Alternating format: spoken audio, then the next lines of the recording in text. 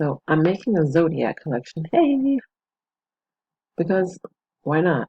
Um, so I'm starting from the beginning, alphabetically, uh, adding the name. So we've got Aries here, the sign and the name, and then I'm gonna add a few stars.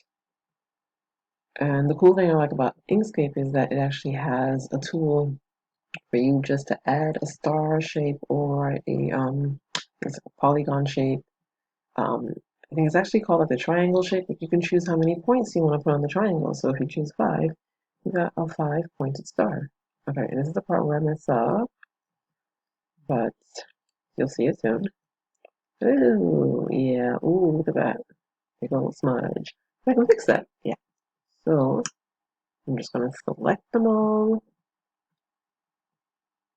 those other millions of stars that I don't want because I duplicated like a million of them. Delete them, and then I'll choose two other ones. So I'm gonna keep going with this series. Hopefully I can get all of the zodiac signs. And yeah, I hope you like that.